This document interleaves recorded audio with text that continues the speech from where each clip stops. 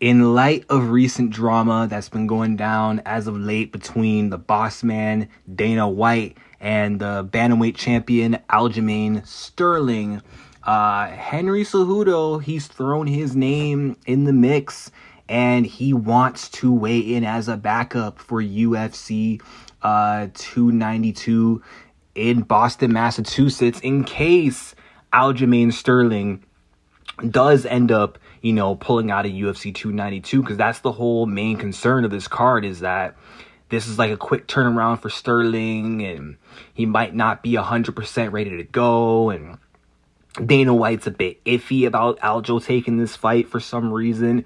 I don't know why, even though Sterling said, yes, he's fighting August 19th and he's ready. Say he doesn't, we could potentially be seeing Cejudo versus O'Malley, the fight that the UFC was already invested in to begin with. And here's the statement from Triple C. He says, "Hey, Dana White, I'm ready to fight Sean O'Malley at UFC 292 if Aljo Sterling keeps playing games. If Aljo does decide to show up, I'm willing to weigh in as a backup in Boston. I need my gold back."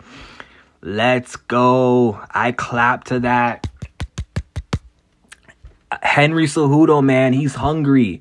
And this is what I love to hear. This is what I love to see, man. Like, I'm glad he's not willing to go out like that. On that loss to Aljamain Sterling, a split decision loss where one judge scored the 5th round against him, which costed him the fight as a whole. That was a fight where arguably Henry Cejudo could have won. I thought Sterling won the fight, but I would not have argued against Henry Cejudo getting that decision. Like, either way, it's not a bad decision, but I'm glad that Cejudo wants smoke with everybody again. Like, this loss to Aljo might have been the best thing to ever happen to him. It's keeping him around, and he wants smoke with everybody. He's put the whole bantamweight roster on notice.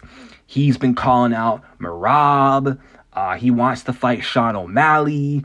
And if he gets this O'Malley fight and wins, this could set up a rematch with himself and Aljamain Sterling. Like, I like that Henry's back and is down to take on anybody that the UFC has to offer him in the bantamweight division in order to get him back where he wants to be, which is a position to fight for the bantamweight title. He wants that title back, baby. And I love to hear it. And honestly, I would not be upset if Sterling did pull out of the fight with Sean O'Malley, because now we know we'll still get a main event in Boston. We'll get a fight for the interim title.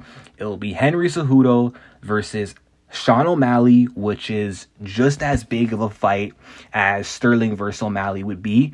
And again, that's the fight the UFC wanted. That's an acceptable headliner.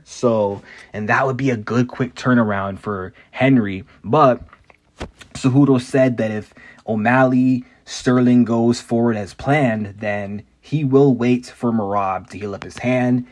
So we're either going to see him fill in for Sterling if Sterling pulls out, or we're going to see him fight Merab Dvalishvili. I'm interested to see how everything unfolds. If that O'Malley fight happens, it's going to be real interesting, because O'Malley's got that height, he's got that range. And in Henry's last fight, he was leaving his chin wide up in the air. And I don't know, you don't want to be doing that against a dangerous power striker like O'Malley, because he will make you pay.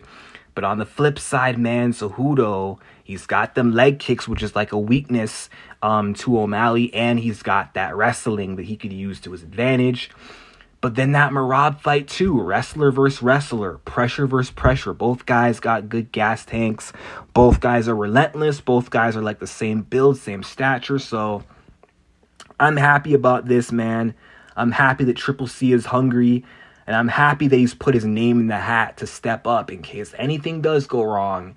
UFC 292. And I'm not worried anymore, because you can count on Triple C to save the day. But those are my thoughts. Let me know what you guys think in the comments.